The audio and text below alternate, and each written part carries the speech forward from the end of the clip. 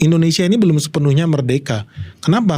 Sampai ratusan triliun, dan saking hebatnya mereka juga berhasil sukses membuat Presiden Jokowi sampai geleng-geleng kepala. Gila. Dan kita kehilangan 11,5 miliar US dollar. Kalau dirupiahkan 180 triliun. 180 triliun hilang.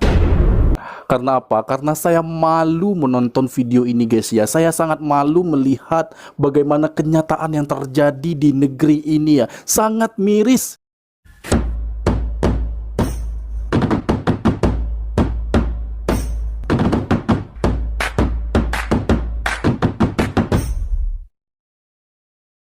Assalamualaikum warahmatullahi wabarakatuh. Halo guys, hari ini saya sangat senang sekali karena kita dapat berjumpa lagi di video ini. Di kesempatan ini saya selalu menyapa teman-teman semua di sana. Tak pernah bosan-bosannya saya mendoakan agar kita dalam keadaan baik-baik saja, sehat senantiasa jasmani juga rohaninya, serta segala bentuk pekerjaan, kegiatan, aktivitas apapun yang kita lakukan di dalam maupun di luar rumah, semoga diberikan kemudahan dan kelancaran oleh Tuhan yang Maha Kuasa. Amin amin ya robbal alamin.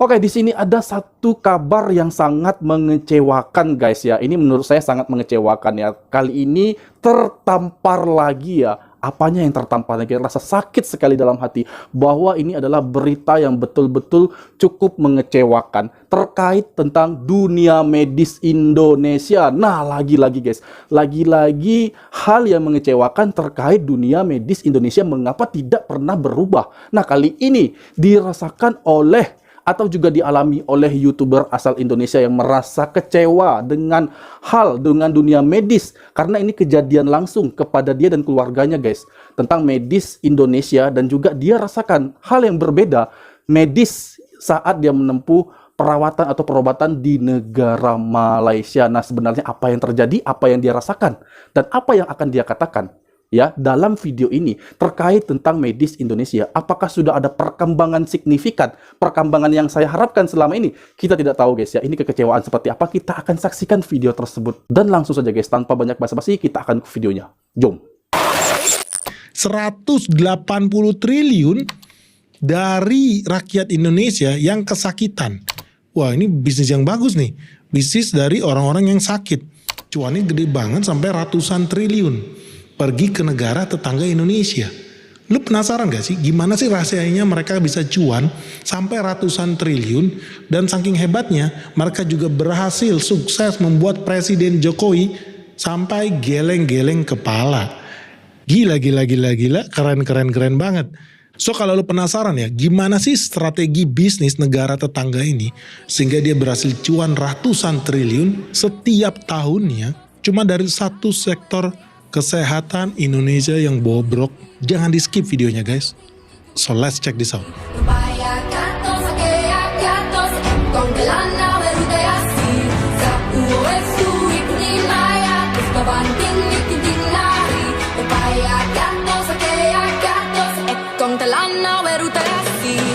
Jadi guys, kemarin itu Presiden Joko Widodo itu geleng-geleng kepala, terheran-heran ya, bukan karena dia happy lagi party, tapi dia pusing and stress.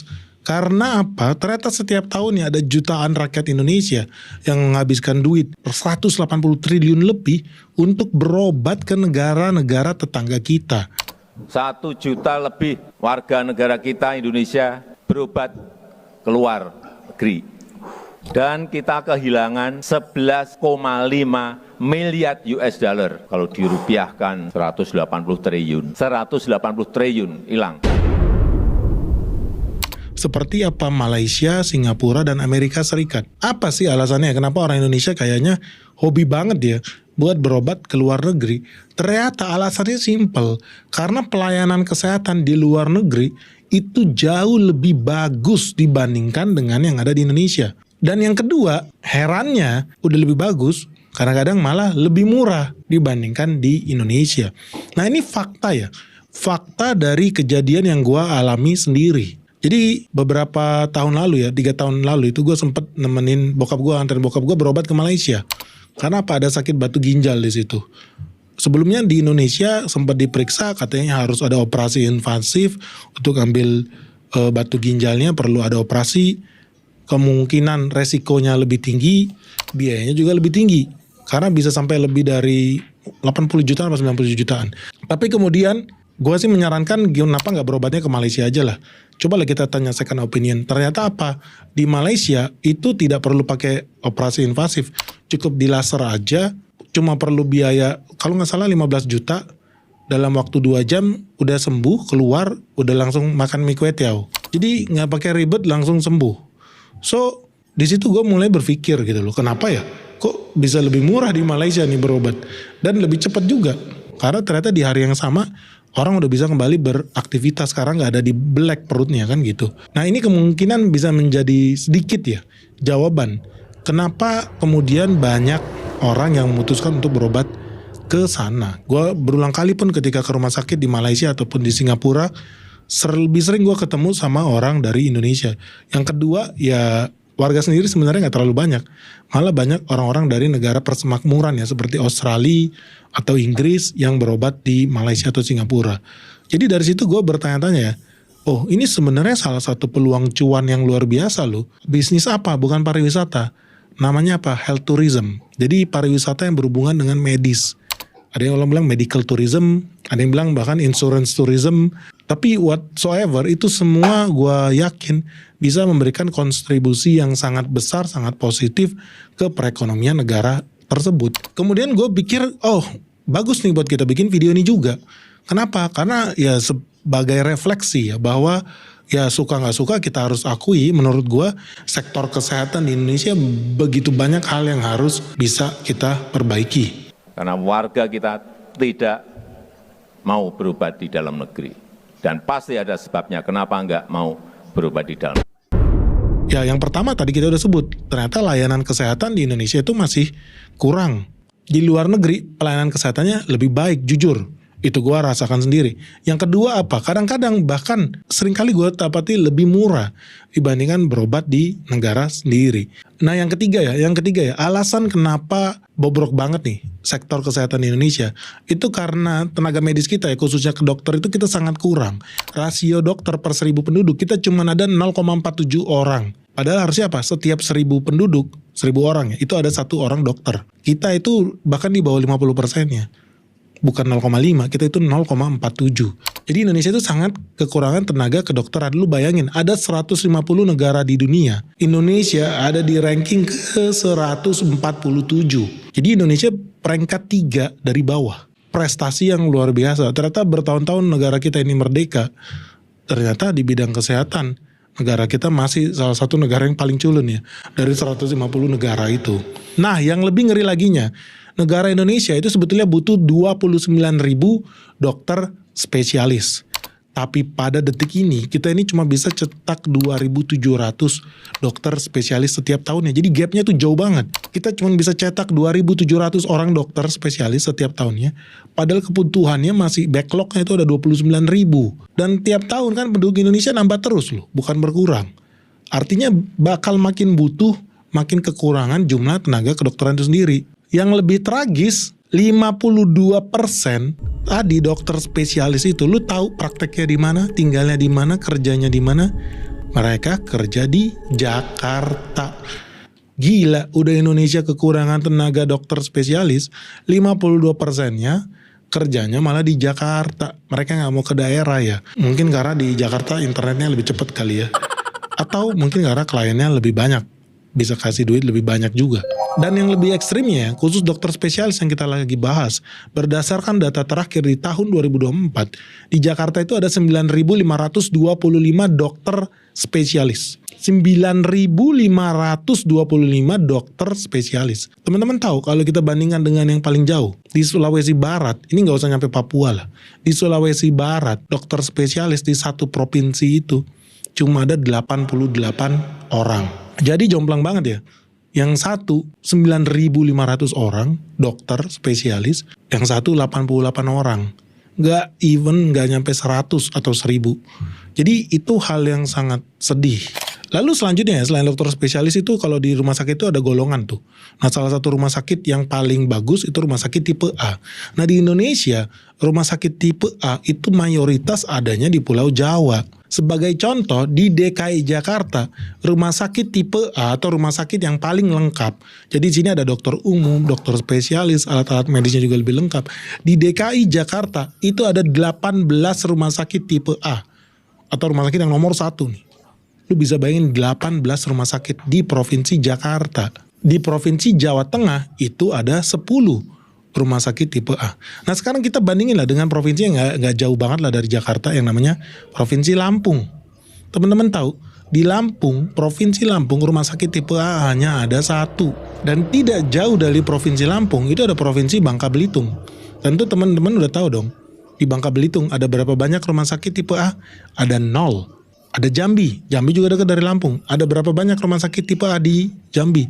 Ada 0. Tetangga Jambi ada Provinsi Riau. Ada berapa banyak rumah sakit tipe A di Riau? Ada 0. Jadi lu nggak usah jauh-jauh kita ngomongin Papua atau Kalimantan segala macam.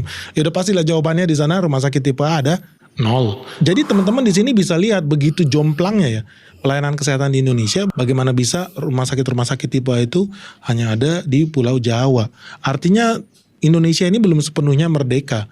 Kenapa? Karena kalau lu pengen mendapatkan pelayanan kesehatan yang baik, kita sama-sama semua bayar BPJS di sini, kita semua sama-sama bayar pajak di sini. Ternyata lu nggak bisa merasakan pelayanan kesehatan yang sebagaimana mestinya rumah sakit tipe A itu kalau lu rakyat Maluku, kalau lu rakyat Sulawesi, kalau lu rakyat Papua, kalau lu rakyat Jambi, lu cuman bisa bengong, melongo, melihat itu dari layar kaca saja ya. Lihat review rumah sakit tipe A yang nggak ada di provinsi-provinsi, banyak provinsi di Indonesia sebetulnya. Jadi ini sangat miris sekali. Kenapa? Karena ya semuanya cuma terpusat di Jawa Barat, Jawa Tengah, Jawa Timur, Jakarta, that's it. Jadi sangat disayangkan bahwa pelayanan terbaik, pelayanan rumah sakit paling lengkap, rumah sakit tipe A ternyata sangat sedikit sekali berada di daerah-daerah yang kecil. Nah ini kemudian membawa alasan selanjutnya. Artinya apa? Artinya fasilitas kesehatan di Indonesia itu masih sangat sedikit sekali. Sehingga kemudian ya dokter-dokter itu juga kemudian mendapatkan pilihan praktek yang juga sedikit sekali. Udah lulusan dokter yang sedikit, tempat mereka mau praktek ya di rumah sakit yang terbaik, pilihannya juga sedikit. Ya ujung-ujungnya dokter-dokter yang berkualitas, kalau dia mau praktek di rumah sakit tipe A, ya ujung-ujungnya ya mereka praktek di daerah Jakarta, Jabodetabek, Jawa Barat, Jawa Tengah, atau Jawa Timur. Nah ada beberapa dokter itu yang beranggapan ya, orang-orang yang berobat ke luar negeri ini karena mereka kurang paham dengan kualitas pelayanan di rumah sakit yang ada di Indonesia. Ini gue gak setuju dengan pernyataan itu. Kenapa? Karena menurut gue ya, orang yang kalau udah kena sakit kanker, sakit tumor, otak, jantung, dan lain sebagainya, dan mereka juga punya duit untuk berobat ke luar negeri, gua sangat yakin mereka itu sudah melakukan riset. Mereka udah nanya second opinion, third opinion, fourth opinion, banyak sekali. Sehingga kemudian mereka memutuskan, oh gua akan berobat ke Amerika, oh gua akan berobat ke Singapura. Nah, ada orang-orang yang masih beranggapan bahwa kurangnya pemahaman tentang kualitas kesehatan di Indonesia itu mengakibatkan orang-orang berobat ke luar negeri karena mereka tidak paham berobat di Indonesia itu katanya udah bagus. Enggak, gue gak setuju. Itu justru bukti ya bahwa memang kadang-kadang gak nyambung nih tenaga kesehatan di Indonesia, bahwa ya memang jelek bro pelayanan di Indonesia, suka gak suka ya memang di luar negeri lebih bagus dan kadang-kadang bahkan lebih murah. Gue mau kasih bukti aja buat dokter-dokter ya, kalau lu baca di Kurat Kabar itu bikin pembelaan seperti itu, menurut gue nggak pas. Karena apa? Faktanya ya banyak kejadian salah diagnosa di rumah sakit di Indonesia. Orang berobat mati gitu kan, atau orang berobat batuk-batuk dibilang sakit kanker dan lain-lain. Jadi salah diagnosa lah, atau mistreatment, misdiagnosa, dan ini sering banget terjadi. Bahwa apa? Kemudian sering banyak kejadian malpraktek yang kejadian di Indonesia. Nah ini harusnya jadi evaluasi lah, bukan malah kita cari-cari alasan ya. Karena kalau kita lihat di Singapura ya, Singapura itu keras banget begitu masuk orang malpraktek, bahkan gak sampai malpraktek ya, diagnosa salah aja, lu bisa kena sanksi, izin praktek lu bisa dicabut, lu bahkan bisa dipenjara. Makanya di sana jualan asuransi buat dokter itu laku banget, asuransi pengacara. Jadi kalau dokternya digugat ada asuransi yang bayarin pengacaranya. Laku banget tuh di Singapura.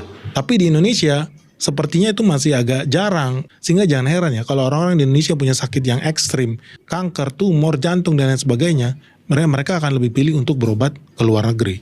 Tapi ada satu ironi nih guys, kamu tahu nggak sih, sebetulnya banyak loh dokter-dokter yang praktek di Singapura, di Malaysia atau di tempat lain, itu sebetulnya lulusan dari Indonesia sendiri. Tapi kamu tahu nggak sih, kenapa mereka malah prakteknya di Singapura?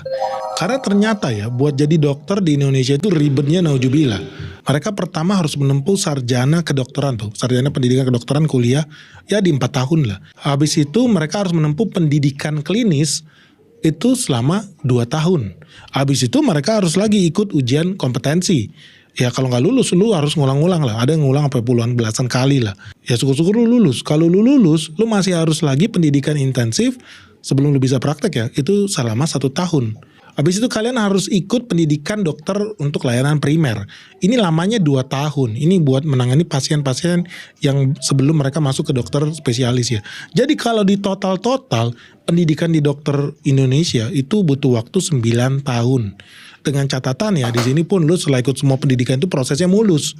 Nggak ada tuh gagal ujian kompetensi, nggak dapet STR dan lain sebagainya. Nanti kita bahas lah lebih kompleks. Kenapa? Karena di Indonesia itu ada ribuan dokter yang gagal dapat izin praktek. Wah, ngeri ya. Nah, ini pun jadi penyebab ya kenapa kemudian Indonesia itu krisis dokter. Kayaknya prosesnya itu panjang kali lebar ya. Terus ujung-ujungnya prakteknya di Pulau Jawa lagi, Pulau Jawa lagi.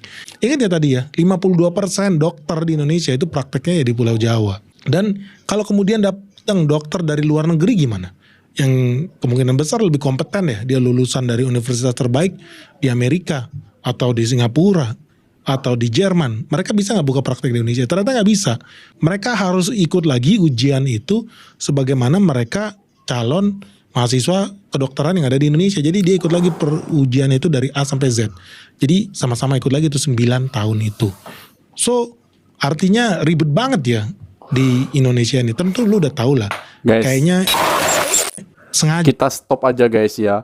Karena apa? Karena saya malu menonton video ini guys ya. Saya sangat malu melihat bagaimana kenyataan yang terjadi di negeri ini ya. Sangat miris. Ini diceritakan ya, bukan hanya kepada orang lain, namun kepada dirinya sendiri ya, kepada keluarganya yang mengalami hal seperti ini guys ya. Tadi telah dia katakan bahwa dia membawa satu keluarga ya, itu ke Malaysia ya, karena harga di sana terbukti lebih murah daripada harga di Indonesia. 80 juta berbanding dengan 15 juta saja bila dirawat di Malaysia. Itu pun di Malaysia tanpa operasi. Setelah itu 1 hari pasca dirawat di Malaysia itu sudah bisa langsung beraktivitas seperti biasa. Nah, hal ini tentu menjadi bahan evaluasi di dalam negeri. Sebenarnya bukan saya mengutuk ya, mungkin nanti banyak yang beranggapan bahwa saya sangat membenci ya dunia medis yang ada di Indonesia. Saya tidak suka dengan dunia medis yang ada di Indonesia. Sebenarnya tidak seperti itu.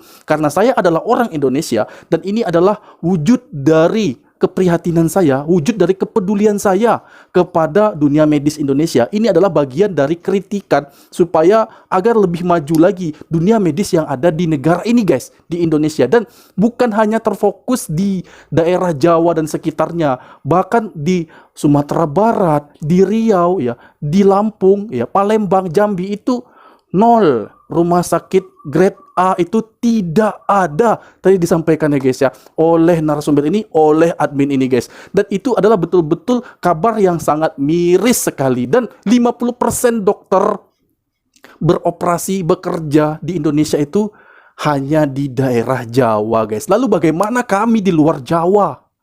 Ya, bagaimana kami yang tidak berada di Jawa? Dan pantas saja ya, jadi tidak boleh atau tidak usah dipertanyakan kepada orang Medan, orang Aceh, Maluku, Kalimantan yang sedang sakit. Mengapa tidak pergi ke rumah sakit yang ada di Indonesia? Ya karena alternatifnya hanya di Jawa saja yang memiliki rumah sakit atau hospital grade A. Lalu orang Medan, apakah harus ke Jakarta?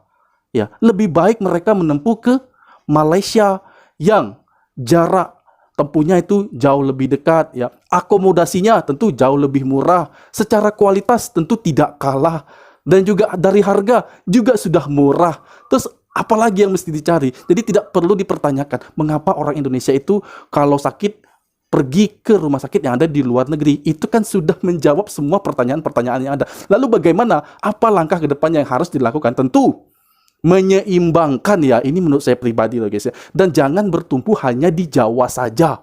Buatlah satu fasilitas-fasilitas terbaik di luar Jawa secara merata. Seperti Papua, Sulawesi, Kalimantan, Riau, ya, Sumatera. Dan itu penting ya, agar kami sebagai masyarakat dapat ya dengan mudah mengakses rumah sakit terbaik di mana tempat kami tinggal ya guys ya. Jadi tak jauh-jauh lagi ya. Dan itulah sebenarnya saya yakin itu adalah mewakili dari hati banyak masyarakat yang menginginkan apa yang saya katakan tadi guys. Karena memang semua negara, semua rakyat pasti menginginkan fasilitas terbaik di negaranya sendiri guys ya. Itu dulu yang diperhatikan, setelah itu baru di negara orang. Seperti itu ya guys ya. Dan itulah hal semacam itu yang saya inginkan juga guys ya. Saya ingin dunia medis di Indonesia itu maju, bukan hanya di dunia medis, dari aspek apapun, olahraga dan kemajuan infrastruktur apapun itu ya guys ya. Saya ingin negara saya lebih maju, lebih makmur lagi, dan itu berguna untuk seluruh masyarakat yang dapat menikmatinya. Baiklah lagi, sampai kita di video aku. Semoga video ini bermanfaat bagi kita semua, dan aku mohon diri, mohon maaf jika ada kesalahan kata, kesalahan sikap kepada Anda semua, mohon dimaafkan. Dan aku akhiri, wassalamualaikum warahmatullahi wabarakatuh.